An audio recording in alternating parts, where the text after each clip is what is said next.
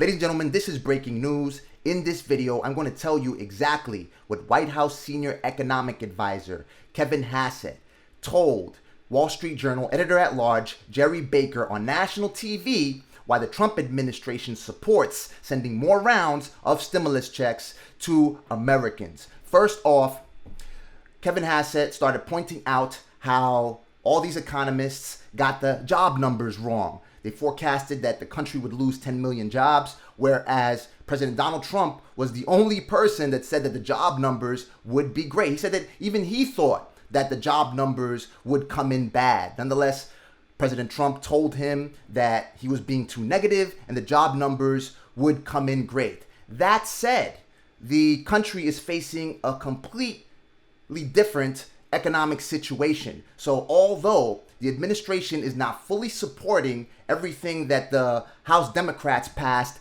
in the HEROES Act, nonetheless, they said that everything is on the table. When Jerry Baker asked him specifically about the possibility of sending more direct payments to Americans, everything is open for discussion. That's what he clearly said. Then, as in previous videos, sticking to the administration's guns, sticking to GOP lawmakers' guns that criticizing UI benefits, mainly pandemic unemployment assistance. That's the supplemental $600 weekly payment that the federal government is funding for people on unemployment insurance.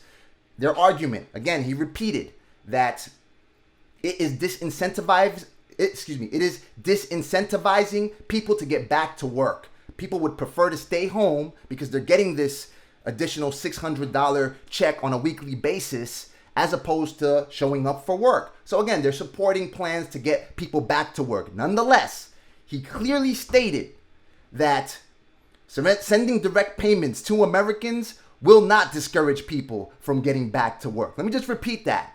He clearly stated that the White House, the Trump administration, does not see that more rounds of stimulus checks will discourage people from getting back to work.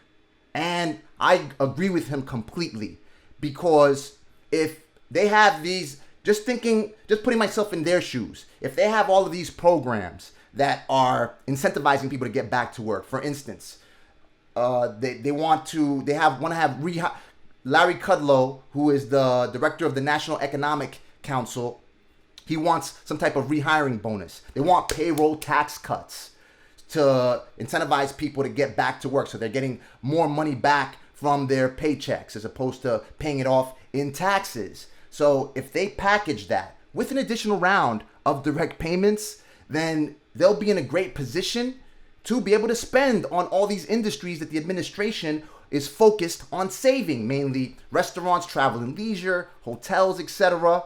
Because if someone only receives one stimulus check or whatever type of money that the federal government is paying them is limited, they're less likely to start spending. Whereas if, okay, some people, they start getting back to work or they still have the unemployment insurance, nonetheless, they cut off the $600 weekly payment, that supplemental portion.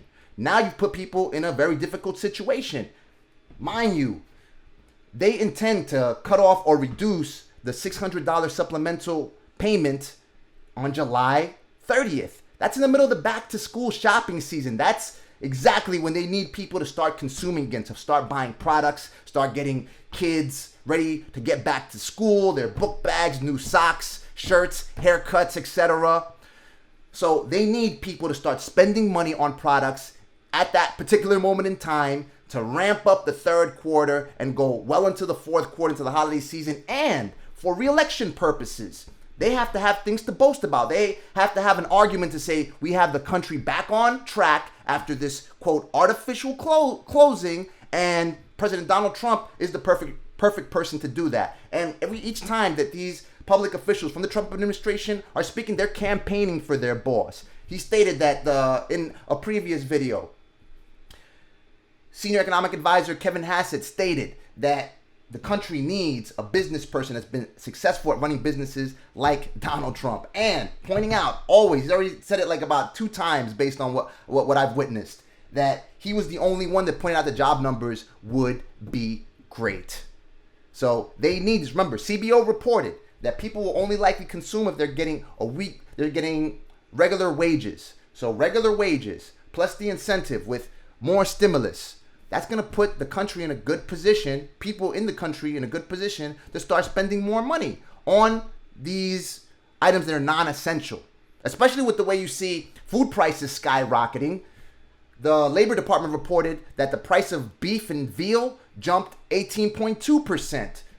The prices of food overall have jumped by 4.8%. And you see it. I used to buy sirloin steak at what, $4.99, $5.99 a pound. Now it's $12.99 a pound. It's bonkers. So if you see those numbers, you're less likely to pay a 3x multiple on your food, plus pay tips over at a restaurant or travel or do all these non-essential things. Fuel even jumped 20.5%. How are they going to get people to gas up their cars and drive around the country, which is exactly what they want, because they want you to travel inside the country? They're talking about tax credits for people who travel and spend money in the country for travel purposes. So how are they going to get people to do that unless they give them more encouragement to start spending? The other thing that I'd like to add before I go is that we've already seen several public officials support direct payments.